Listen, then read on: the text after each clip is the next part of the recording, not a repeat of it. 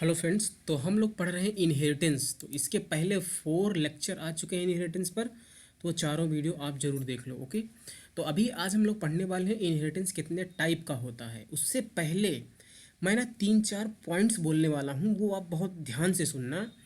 और ये पॉइंट्स मैं ऑलरेडी आपको पढ़ा चुका हूँ, बस मैं उनको बोलूँगा। तो जैसे हमारे पास एक क्लास है जिसके अंदर हमने प्राइवेट, प्रोटेक्टेड और पब्लिक 3 मेंबर वेरिएबल बनाए हैं, उसी तरह से बी है।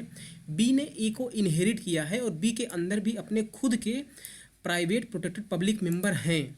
क्योंकि बी ने इनहेरिट कर लिया ए को, तो ए के जो भी जितने भी ये मेंबर हैं ये सारे के सारे बी में अवेलेबल हो गए हैं, है ना। अवेलेबल हो गए हैं, एक्सेसिबल हैं या नहीं हैं वो हमें पता है क्या रूल है। तो पहला रूल आप सुनो कि क्योंकि बी ने ए क्लास को इनहेरिट किया है, तो बी क्लास ए के प्रोटेक्टेड और पब्लिक मेंबर को एक्सेस कर सकता है डायरेक्टली, लेकिन प्राइवेट को एक्सेस नहीं कर सकता, है ना। ये हमने देखा था। तो बी जो है वो सब क्लास है, ए सुपर क्लास है। तो जो सब क्लास होती है, चाइल्ड क्लास होती है, वो अपने पेरेंट क्लास के प्रोटेक्टेड और पब्लिक चीज़ों को डायरेक्टली एक्सेस कर सकती है, लेकिन प्राइवेट चीज़ों को एक्सेस नहीं कर पाती। दूसरा पॉइंट, अगर मैं बी क्लास का कोई फ्रेंड फंक्शन बनाऊं, यानी कि मैं कोई फंक्शन बनाऊं और वो फंक्शन बी क्लास का फ्रेंड हो, तो वो फ्रेंड फंक्शन जो होगा बी क्लास का ए के सारे मेंबर्स को एक्सेस कर लेगा, चाहे प्राइवेट हो, प्रोटेक्टेड हो, पब्लिक हो। लेकिन सॉरी, जो बी क्लास का फ्रेंड होगा वो बी के सारे मेंबर्स को एक्सेस कर लेगा, पब्लिक, प्राइवेट, प्रोटेक्टेड तीनों को। लेकिन ए क्लास के प्रोटेक्टेड और पब्लिक चीज़ों को ही एक्सेस कर पाएगा। नो मैटर आप यहाँ पर इनहेरिटेंस क्या कर रहे हैं, यहाँ पर आप पब्लिक लिख रहे हैं, प्राइवेट लिख रहे हैं, प्रोटेक्टेड लिख रहे हैं, कुछ भी लिखें, लेकिन जो बी क्लास का फ्रेंड फंक्शन होगा वो बी क्लास के तीनों मेंबर्स को और ए क्लास के प्रोटेक्टेड और पब्लिक चीज़ों को एक्सेस कर लेता है। तीसरी बात, अगर मैं बी क्लास का ऑब्जेक्ट बनाऊं, कहाँ पर, किसी भी फंक्शन में, जैसे मेन के अंदर अगर मैं बी क्लास का ऑब्जेक्ट बनाऊं, तो बी क्लास का जो ऑब्जेक्ट होगा वो पब्लिक चीज़ों को ही एक्सेस कर पाएगा। तो बी क्लास का अगर ऑब्जेक्ट है तो क्लास के बाहर से हम पब्लिक चीज़ों यानी कि सी को एक्सेस कर पाएंगे, लेकिन ए के कौन से मेंबर्स को एक्सेस कर पाएगा बी क्लास का ऑब्जेक्ट, वो डिपेंड करता है कि यहाँ पर आपने पब्लिक, प्राइवेट, प्रोटेक्टेड क्या लिखा है। अगर आपने यहाँ पर पब्लिक लिखा है तो प्राइवेट, ए क्लास के जो प्राइवेट हैं बी में प्राइवेट होंगे, जो प्रोटेक्टेड प्रोटेक्टेड हैं प्रोटेक्टेड होंगे, जो पब्लिक हैं पब्लिक होंगे। तो यहाँ पर पब्लिक इनहेरिटेंस लिखने से जेड जो है वो बी क्लास में पब्लिक माना जाएगा। तो इसीलिए बी क्लास का जो ऑब्जेक्ट होगा सी को तो एक्सेस कर ही लेगा, लेकिन ए क्लास के जेड को भी एक्सेस कर लेगा, क्योंकि आपने पब्लिक इनहेरिटेंस किया तो जेड बी में पब्लिक बन जाएगा। अगर हम यहाँ पर प्रोटेक्टेड लिख दें तो जो पब्लिक वाला है और प्रोटेक्टेड वाला है ये दोनों के दोनों बी क्लास में प्रोटेक्टेड बन जाएंगे। ए जो ये एक्स है वो अभी भी प्राइवेट रहेगा। तो यहाँ पर प्रोटेक्टेड इनहेरिटेंस करने पर जेड भी प्रोटेक्टेड हो जाएगा, और अगर जेड प्रोटेक्टेड हो गया तो ए क्लास का ऑब्जेक्ट बना के हम सी को एक्सेस कर लेंगे, लेकिन जेड को भी एक्सेस नहीं कर पाएंगे। यानी कि अगर हमने यहाँ पर प्रोटेक्टेड इनहेरिटेंस कर दिया तो बी क्लास का ऑब्जेक्ट बना के सिर्फ और सिर्फ सी को एक्सेस कर पाएंगे, है ना। अगर हमने यहाँ पर प्राइवेट इनहेरिटेंस कर दिया तो ये तीनों के तीनों बी क्लास में प्राइवेट माने जाएंगे, और अगर तीनों के तीनों बी क्लास में प्राइवेट हो गए तो बी क्लास का ऑब्जेक्ट बना करके हम सिर्फ सी को एक्सेस कर सकते हैं, है ना। तो अगर हमने यहाँ पर प्रोटेक्टेड या प्राइवेट लिख दिया तो बी क्लास का ऑब्जेक्ट बनाने के बाद हम बी का ही पब्लिक मेंबर एक्सेस कर पाएंगे। ये 3 चीज़ें आप बहुत ध्यान से याद रखना, है ना।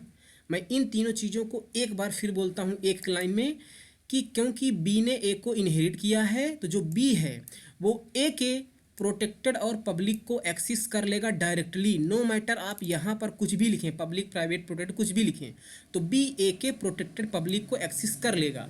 दूसरी बात, अगर मैं बी का कोई फ्रेंड फंक्शन बनाऊँ तो जो फ्रेंड फंक्शन होगा वो ए के तीनों मेंबर को, सॉरी, बी के तीनों मेंबर को और ए के प्रोटेक्टेड और पब्लिक को एक्सेस कर पाएगा। यहाँ पर आप कुछ भी लिखें, लेकिन जब मैं बी का ऑब्जेक्ट बनाऊंगा यहाँ पर पब्लिक लिखूंगा तो बी का ऑब्जेक्ट यूज करके सी को और जेड को एक्सेस कर पाऊंगा। उसके अलावा अगर मैं यहाँ पर प्रोटेक्टेड या प्राइवेट लिख देता हूँ तो मैं बी का ऑब्जेक्ट बना के बाहर से सिर्फ और सिर्फ सी को एक्सेस कर पाऊंगा। ओके, तो आपको ये समझ में आया? फाइन। अब हम चलते हैं कि इनहेरिटेंस की तरफ। तो हम जो इनहेरिटेंस पढ़ते हैं वो कई तरह की इनहेरिटेंस होती हैं। जो पहली टाइप इनहेरिटेंस होती है वो होती है single inheritance, then multi level inheritance, then multiple inheritance, hierarchical inheritance, hybrid inheritance. तो बेसिकली ये 5 टाइप्स की इनहेरिटेंस होती हैं।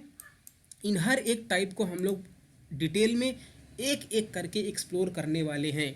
तो सिंगल इनहेरिटेंस क्या होता है कि उसका सिर्फ और सिर्फ एक होता है बेस क्लास और चाइल्ड क्लास, यानी कि कोई हमारे पास क्लास हो ए, क्लास बी ने अगर उसको इनहेरिट कर लिया तो इसे हम बोलते हैं सिंगल इनहेरिटेंस।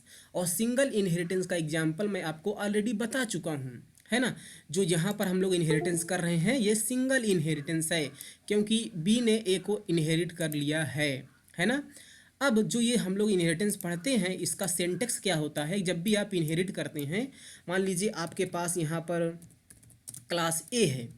अब क्लास अगर है तो इसके अंदर पब्लिक प्राइवेट प्रोटेक्टेड कुछ मेंबर होंगे, उसको हम ज़्यादा टेंशन नहीं लेंगे। बी, और इस तरह से हमारे पास क्या है, बी क्लास है। अब अगर मैं चाहता हूं कि बी क्लास ए को इनहेरिट करे तो उसका सिंटैक्स आप समझिए। आप सबसे पहले लगाते हैं यहाँ पर कॉलन और आप लिखते हैं एक्सेस स्पेसिफायर। एक्सेस स्पेसिफायर कौन कौन से हैं? Public private protected. तो हम आप यहाँ पर लिख सकते हैं पब्लिक प्राइवेट प्रोटेक्टेड में से कुछ भी, सेमी कलन के बाद, और उसके बाद आप लिखते हैं क्लास का नाम जिस क्लास को आप इनहेरिट करना चाहते हैं। तो सिंगल इनहेरिटेंस का ये होता है सिंटेक्स। तो सिंटेक्स क्या होता है? आप क्लास के बाद कॉलन लगाइए, एक्सेस स्पेसिफायर लिखिए, पब्लिक प्राइवेट प्रोटेक्टेड। इनका लिखने पर क्या चेंजेस होते हैं वो मैं आपको पहले ही बता चुका हूँ, है ना। और अभी अभी हमने आपको बताया। और फिर जब पब्लिक लिखने के बाद आप उस क्लास का नाम लिखते हैं जिसको आप करना चाहते हैं इनहेरिट। तो ये होती है हमारी सिंगल इनहेरिटेंस। फिर आता है मल्टी लेवल इनहेरिटेंस। तो मल्टी लेवल यानी कई सारे लेवल। जैसे ये वाला, अब आप डायग्राम यहाँ पर देखिए, एक क्लास है सी, तो बी ने सी को इनहेरिट किया।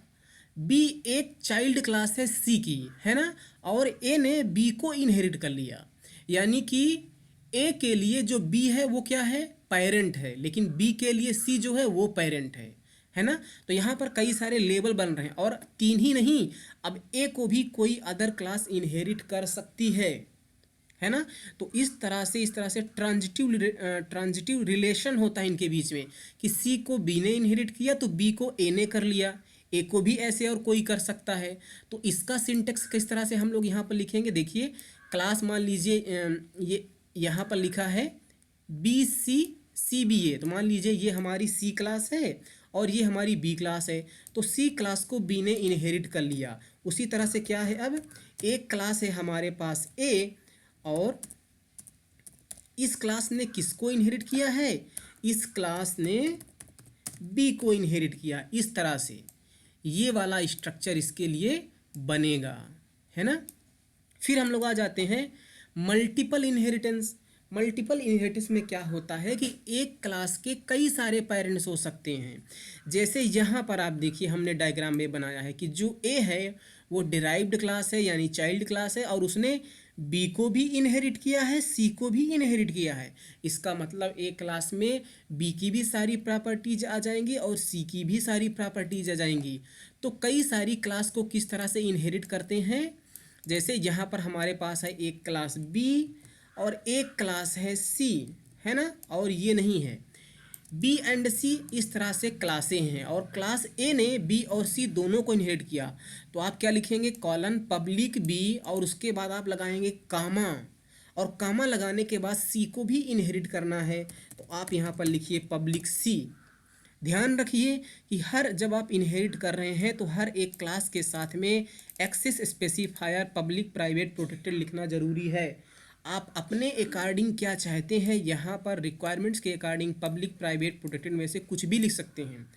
अगर आप कुछ नहीं लिखेंगे, आपने लिख दिया कामा सी, तो यहाँ पर बाय डिफ़ॉल्ट वो प्राइवेट माना जाएगा, है ना।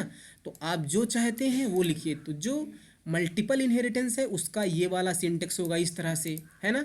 तो ए क्लास ने बी की भी प्रॉपर्टी सी की भी प्रॉपर्टी दोनों को एक्सेस कर लिया, है ना। तो ये होता है मल्टीपल इनहेरिटेंस। अब हम लोग समझते हैं हायरार्किकल इनहेरिटेंस। तो हायरार्किकल इनहेरिटेंस में क्या होता है, ये वाला आप डायग्राम देखिए। अब आप डायग्राम देख के समझ जाएंगे कि एक क्लास के कई सारी चाइल्ड क्लास हो सकती हैं, है ना। जैसे यहाँ पर मान लीजिए हमारे पास क्लास बी है, तो क्लास ए ने क्लास बी को क्या कर लिया, इनहेरिट कर लिया। उसी तरह से जो क्लास सी है वो भी अगर क्लास बी को क्या करे, इनहेरिट कर ले, तो क्लास सी और क्लास ए ने क्लास बी को क्या किया है, इनहेरिट किया है। तो सी की पेरेंट है क्लास बी, ए की भी पेरेंट क्लास है बी। तो क्लास एक है लेकिन उसकी कई सारी चाइल्ड क्लास हो गई, है ना। तो ये होता है क्या, हायरार्किकल इनहेरिटेंस। हाइब्रिड इनहेरिटेंस क्या होता है, ये मिक्सचर होता है ना। मिक्सचर मतलब आप इस डायग्राम को देखिए, अभी अभी हमने देखा, अगर आप ए और बी वन को देखें, ए और बी वन के कॉन्टेक्स्ट में देखें तो ये सिंगल इनहेरिटेंस है ना। लेकिन ए बी वन और सी, ए बी वन और सी के कॉन्टेक्स्ट में देखें तो ये मल्टी लेवल इनहेरिटेंस है, या ए बी टू सी के कॉन्टेक्स्ट में देखें तो ये मल्टी लेवल इनहेरिटेंस है। अगर A B one B two के कॉन्टेक्स्ट में देखें तो यही वाली तो इनहेरिटेंस है, A B one B two. और ये कौन सी इनहेरिटेंस है, हायरार्किकल इनहेरिटेंस है ना। और अगर आप B1 B2 C इन तीनों के कॉन्टेक्स्ट में देखें तो ये मल्टीपल इनहेरिटेंस है। तो जो हाइब्रिड इनहेरिटेंस होती है वो कई सारी इनहेरिटेंस का मिक्सचर होती है ना। उसमें सिंगल इनहेरिटेंस भी है, मल्टी लेवल इनहेरिटेंस भी है, मल्टीपल इनहेरिटेंस भी है और हायरार्किकल इनहेरिटेंस भी है ना। तो ये कई टाइप की इनहेरिटेंस होती हैं। अब इनका रूल्स क्या होता है, किस तरह से हम डील करते हैं, अगर आपको बेस क्लियर है, अगर आपने पिछले के 4 वीडियोस देखे हैं तो सब के साथ में वही रूल लगने वाला है। और अभी अभी स्टार्टिंग में जो हमने रूल बोले हैं, 3 रूल बेसिकली, उनको आप ध्यान रखना। अगर आपको उनको ध्यान है तो इनहेरिटेंस कुछ भी हो, अगर हमें रूल पता है तो हम बड़े आराम से कर ले जाएंगे। तो अपने अगले वीडियो में मैं क्या करूँगा, मैं कुछ सिंपल एग्जाम्पल आपको एक्सप्लेन कर सकता हूँ, ओके। तो आपको इन सारी इनहेरिटेंस का कॉन्सेप्ट क्लियर हो जाएगा, है ना। तो जो ये वाली इनहेरिटेंस है मल्टीपल इनहेरिटेंस है, ये वाली इनहेरिटेंस और हाइब्रिड इनहेरिटेंस, इनको हम आपको डिटेल में पढ़ाने वाले हैं, है ना। तो इनमें कुछ अच्छा कॉन्सेप्ट यूज होता है तो इनको मैं पढ़ाने वाला हूँ।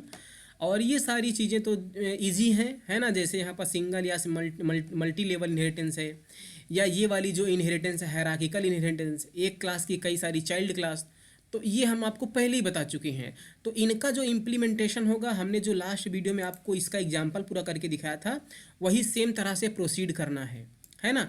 तो single inheritance, multi level inheritance और हायरार्किकल इनहेरिटेंस, इन सबको मैं अब नहीं पढ़ाने वाला हूँ क्योंकि मैं बता चुका हूँ, वही सेम कॉन्सेप्ट लगेगा। अदरवाइज मैं एक वीडियो बना दूंगा सिंपल सा। हम लोग मेन फोकस करेंगे वो होगी मल्टीपल इनहेरिटेंस और हाइब्रिड इनहेरिटेंस पर, ओके। तो मिलते हैं आपको अपने अगले वीडियो में। Thank you so much, bye bye.